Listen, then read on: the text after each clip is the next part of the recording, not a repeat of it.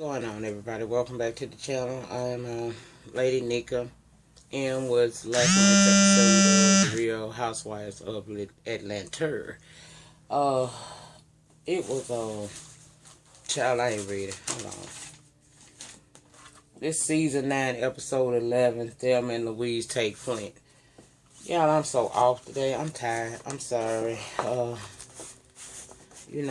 still do my meals at home that I do the deliveries. I do have a job where now I work for some damn body, and I also take acting classes. And today we got into the part where they teach you how to break down a script and kind of make it your own. And the teacher gave each one of us a script to use, and mine is a dramatic scene, and it's like you have to transfer into that particular scene and basically embody it. Child, that shit got me tired.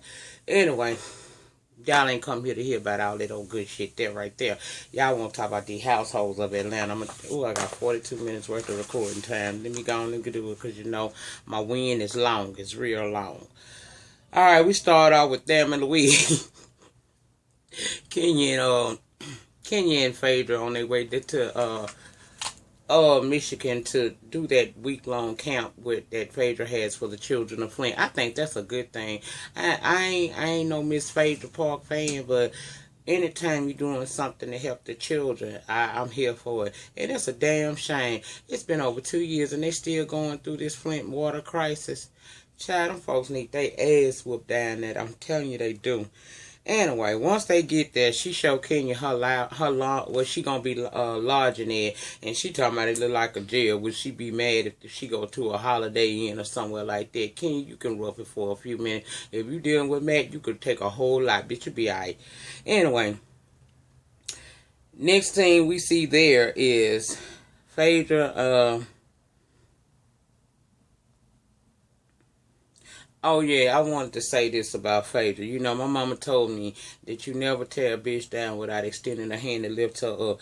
And Phaedra say she took 150 kids on her to this camp, and she paid for everything. So I have to say, hats off to you. I respect that in you. I might not agree with a lot of your other little shady dealings, but that right there was a stand-up act. That's a sign of character, and that's also a sign of compassion. So somewhere in you is some decency. So I thought that was very kind of you. Now to the drama. Porsche's Todd. They go out to eat, child, and he's sitting there talking about he got something to tell her. She asked him what it is. He gonna tell her that his boss saw a pic of them. I guess they was vacationing, and he also saw a picture of her when she was at the DNC with Phaedra. And he's an old conservative type, and basically he told him it was a choice between choosing Porsche and choosing his job. And this man is talking about he chose her. He chose love. Now, I don't know if I believe that. I don't know if I believe that. I really don't. I kind of think he lying, but I just can't. I mean, I know bosses and companies do, some of y'all, and I've been recently told my damn self, that the company that employs me now do check your social media, so ooh, bitch. But I don't go crazy, you know what I'm saying? But I know some companies do keep an eye on your social media because you're a representative of their company. But however, I don't know. I'm not really believing what he's saying.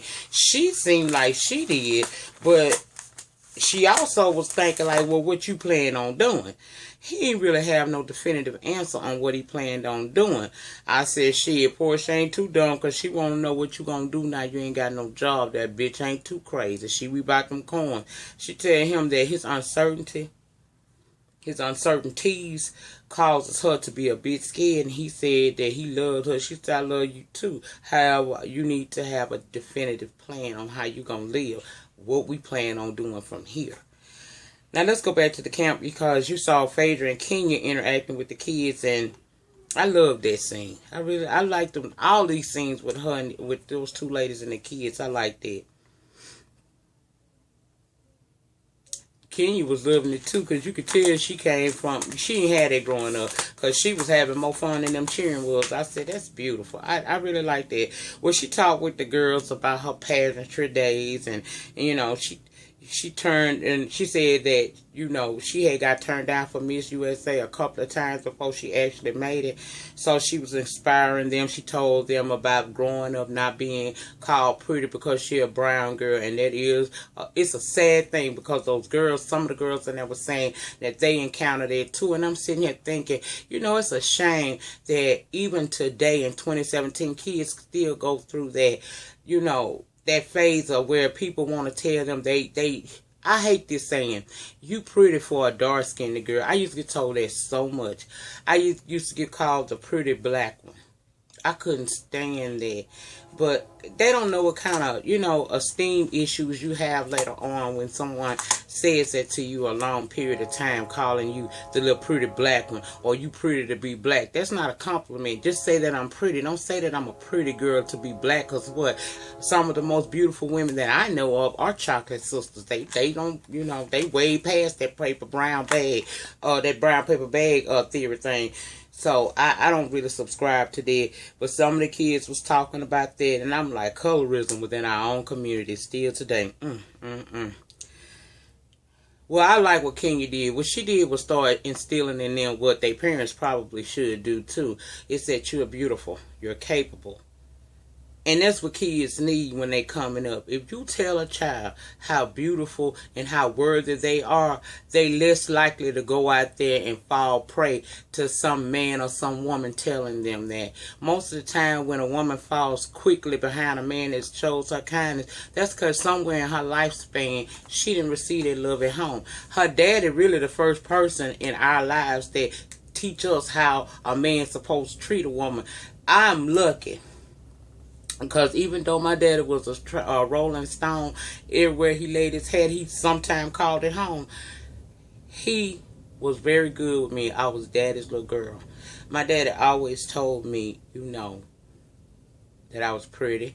He always told me I was beautiful. He always told me, you know, I don't have to settle for shit in life. I can have whatever I want. I am just as good as the people that I see and idolize on their TV. He used to tell me that all the time. And I think that's the reason why, you know, sometimes I am the way I am. Because, yes, I was in a kind of messed up relationship, but that was a decision I made. It wasn't like I didn't know what I was getting myself into. That later on got that way. At first, it was all good, you know. But when I realized that it wasn't going to get no better, it wasn't like I felt like I had to stay. Child, I started a plan, honey. And 3 attempts to leave before I finally was able to escape. So, bottom line, because I'm getting away from my story again, is that you got to learn to love yourself. And you need that instilled in you from a child. And it comes from your parents. And she was telling them girls that they beautiful, regardless of skin tone. Skin tone don't mean shit. I said, yes, indeed. Come through, Kenya. Well, Candy was chilling with Baby Ace and Karma when Cynthia calls and say she there. Apparently, Cynthia was serious about coming over to Candy guest house and staying a couple of days. Child, whatever. Now, let's go back to the camp, because that was most of what that episode was all about. You got Kenya and Phaedra. They sitting there talking with the kids, and the kids are telling their individual stories. It was sad to hear all the drama that they have to endure and how much growing pains go unattended for these kids, you know. So it was touching when Phaedra and Kenya got up and they went to each individual girl and was giving them a hug, letting them know that they, you know, I got your back. You know, you're not in this thing alone. So I was like, yeah, that's what's up, child. Let me find out Phaedra trying to get on Nika's good side. That was a well-deserved week. I like that. Now, another good thing to come out of that trip was that towards the end of it, Kenya thanked Phaedra for inviting her, and they kind of rekindled their relationship. In fact, they made a pact to try to start over again, and I was impressed. Because the way those two women went at each other for a couple of seasons, you would never think that they could do that. Now, I don't know if it was fake or was it for the fucking, fake for the cameras, or was they really meaning that? But that spoke to both of their characters, that they were able to have damn near tore each other apart on social media and on this show. And now here we are, they're able to come together on common ground and decide that they want to work their friendships out. That's beautiful. I would like to get to a point one day where there's peace between me and anybody that I have had issues with. I don't know about that rekindling of the friendship thing, but I would like to be in a place of peace, and that's what I strive for. That's why I don't have no ill will. Everything that happened in 2016 with me and anybody in my reality or on here that I had a problem with, I left it in 2016, because in order for me to soar to the levels that I want to go to, I can't be weighed down with a whole bunch of shit. Bitch, you can't fly when a lot of shit holding you down. So whatever hurts and pains that you carrying up on you now, let that shit go so that you can soar. Child, Kelly told you he believe he can fly. I do too. I just don't like to fly. But anyway, I thought that was good. I liked that. Cynthia did get the lake house, so she moving. Congratulations, Cynthia. I thought you deserved that. Now, let's go to Bob and Sheree, because they had this stupid-ass meet up with each other. And I really don't, I'm not here for Sheree and Bob's storyline, because to me, it's fake. And so, when it came on, y'all, I went and took a bathroom break. But, look. I did come back, and when I came back, now all I got out of there, because y'all might have to get me together and tell me what's going on down in that good old clean panty section down there below. But all I got out of there was, they was overseas somewhere in some country. Bob was flirting with some woman, and Sheree confronted him, and he threw some kind of drink on her, and she tore into his ass, which led to them getting in trouble, and the country threw their ass away, told them to get the fuck from over there. If it's more to that story, please feel free to put it down in the comment section, because I don't know what the hell they was talking about. Girl, I went to the bathroom on Sheree. I always do. Now, Porsche, she done been falling out. She done did about 5 times, and we find out that she's got some type of blood disorder or something, where blood don't always flow to her brain, and that kind of explained a whole lot. It sure did. I ain't no Porsche fan, but that made a whole lot of sense on some of the shit she said. Maybe that it was during that time when she was having that abnormal flow to her brain that she thought that 3 weeks was 45 days. Maybe she was having abnormal flow to her head when she told us it was 265 days in a year. She could have been having an abnormal flow to her brain when she thought that the Underground Railroad was a real actual choo-choo train that was picking niggas up and carrying them to freedom. That could be it. All I know is she having them issues, and Shamia there to help her kind of recuperate, and Todd came through with some ice cream and stuff, and we learned that her and Todd had some type of falling out. Apparently, Porsche was over at his house for a couple of days of rest and relaxation. And while she was there, he was trying to fuck her all the time. So, since she didn't feel like she needed her rest, because, see, she a working woman. She booked. So, she needed some rest, and she couldn't get it there. So, since he kept trying to fuck her to death, she decided to go over there to her house, and he was mad. So, during that period of him being angry, she and he didn't talk for a minute. She basically ended up debating with him about him needing a job. She said, I don't think he getting it. What she really trying to tell him, she got aggravated with this shit to the point where she wound up telling him, look, we're going to have to just discuss this later. And I was like, yeah, you really probably should, because if you are under the weather now due to this issue, and you say the doctor told you that it comes from stress that makes you have that abnormal flow, why are you arguing with him about him? All I'm saying is, Todd, you a man, and you need to be planning on doing something. That man that don't work, don't eat. And I mean nothing. That's why she got her ass up and went home. Because I'm telling you, see, that puss will go that extra mile if you're doing what you're supposed to do. But let her start thinking that you slacking on the job some kind of way. Baby, puss will dry up like the Sahara Desert, and they will go home on you the way she did. So you better start trying to get some ideas together. And I don't blame Porsche. She at an age where she don't need to be with no man that don't have his shit together. Hell no. But we gonna give you a chance, Todd. We gonna give your goofy looking ass a chance, okay? Now all the ladies meet up because Phaedra had called her when she was sick and told her, she was checking on her, but when she felt better, she wanted to meet up with them. So they meet up with each other, right? Phaedra thanked them all for their contributions for the pop-up shops and stuff, and then they decided to go on a glamping trip. And Kenya mentioned that every time they go somewhere, drama kicks off. So she goes on to say, Porsche, Phaedra told us she wanted to share with the group how you're doing with anger management. Now, Porsche was looking like I did. Phaedra was looking like, damn, I sure did tell that bitch that I shouldn't have motherfucker. Girl, Kenya, you got to learn. Everything I tell you can't bring back to the group, bitch. Porsche didn't receive that well. She felt ambushed, okay? Of course, her and Kenya dug up the past and their little situations and their issues and got to arguing. Child, whatever. Candy cut into that asking Porsche about her anger management.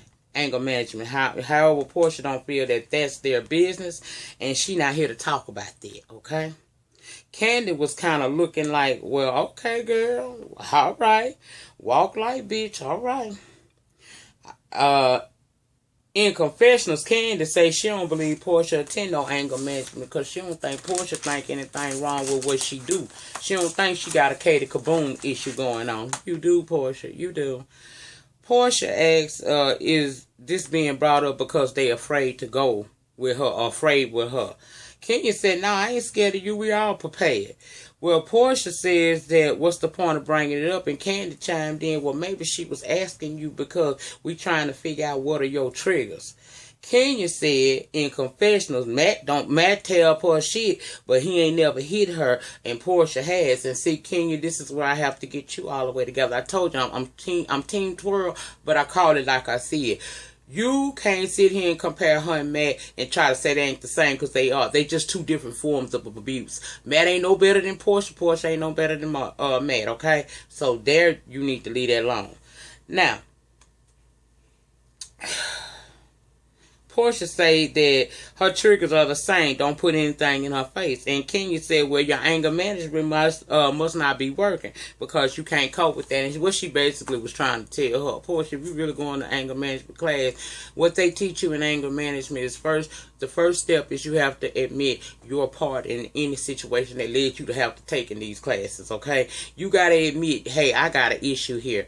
Then you find out what those triggers are, and they teach you coping skills. See, bitch, I've been there a couple of times, okay? Y'all think I don't forget nothing. I tell you, look, I've been to anger management court-ordered anger management a couple of times, and they teach you coping skills. You learn how to deal with your anger. And I found out, like, after I finally went like the fourth time and went head on and tried to work with the program instead of just trying to, come there, pay the little money and get the little paper signed so the judge will leave me the fuck alone. I actually decided to use that to try to better myself. And I found out I did have an anger issue. And a lot of times I was popping off because I didn't know how to process that. Anger management teach you that. If she really was taking anger management class, this right here would have never happened.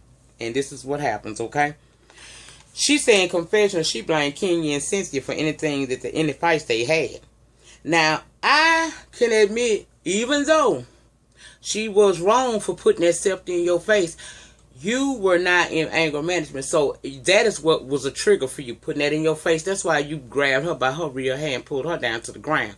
But Cynthia, you started that goddamn shit with Cynthia, and Cynthia just drug your ass real quick. You lost that fight. You can't blame Cynthia for that. Kenya provoked you. Cynthia didn't. So you can't blame Cynthia for that one. Now, that ain't right. Like I said, the girl ain't attending no anger management class because she don't take responsibility. She ain't learn no coping skills. She ain't learn no exercises that you could do verbally or mentally that allow, the words or the actions of others not to reflect. You see me, I go, sun is warm, grass is green, sun is warm. And I really visualize that, and it'll bring me down from, about to go kaboom on the beach real quick. I have to find things to do. This girl ain't learned nothing. Then Candy said, act like, she said Candy act like she bought it, but Candy really ain't. Porsche, why you trying to come for Candy? Because I don't think that's what you want, okay? Candy asked, Look, are you on any meds is what we really want to know. And Porsche was offended and said no and tells her don't come at her like that. Kenya added insult to injury. Did you get a certificate or something? I'm sorry. I was trying not to laugh. Y'all, that was funny. Kenya do be provoking them up. Bitch, you make people want to whoop your ass. Child, I feel like. See, then Cynthia gonna chime in. Well, how's it going for you, Porsche? Baby, Porsche was so offended. She said she don't want to go nowhere with them, and if they can, they'd call and not discuss it at the table. Porsche feels like they all piggybacking off what Kenya said, so Candy let her know, look, we talking on the subject. If I got a question, I'm gonna ask that question. So don't say I'm piggybacking off of nobody. And Porsche gonna say piggyback, piggyback, piggyback. Baby, I said childish. Candace said, well, piggyback your ass on up then, if that's how you feel. But Porsche said, we ain't going there. Oh no, not you, not Miss I'll whoop a bitch ass. Not you, you scared girl. Candace said, look, Porsche, I'm not going there with you. I'm not piggybacking on, I'm not going there with you, so you might well piggyback your ass on up out of there. Porsche said, don't be cussing at me. Candace said, I say whatever the fuck I want to say. You know, you start talking sideways at me, so don't think you gonna talk to me crazy and I don't give it back to you. I said, you better read Sugar Mama. Porsche got upset and left and asked why, you know, you ain't book. Porsche got up and left. Porsche, why you ain't book up at Candy like that? You talk real strong, but you ran up out there, motherfucker. And I see Porsche. Now see, Kenya, when Phaedra went behind her, you should have never had nothing to do with that. You know that girl don't like you, and she was telling you, I don't like you, I don't want to talk to you. You talking about Porsche, really, you re-provoking a person. You shouldn't have said nothing. When she walked off, let her walk off. She told you, leave me alone. Phaedra told you was triggering her, and you continued to do so to the point where the girl got in the car and sped off. Now, Phaedra called her to come back to try to talk that shit out, and Kenya say she not sure she want to go anywhere with a person who can't control themselves. Sheree said, but Kenya, you do provoke people. Kenya got offended by that, and it got, you know, it got words between them. Sheree wound up telling her something about, Matt, and then she came back at her with, child, some man almost whooped her ass. Sheree claimed like that didn't happen, right? Kenya say, oh yeah, she denied it, okay. Now, I don't know, she wasn't talking about Bob, I think, but what Kenya was saying was that Sheree got this man, and he's known to, it's been said that, you know, I don't know if it's her boyfriend or ex-boyfriend, but it's been said that he beat on her or they have some type of domestic issues. Sheree totally denying all of that, okay? And to tell you the truth,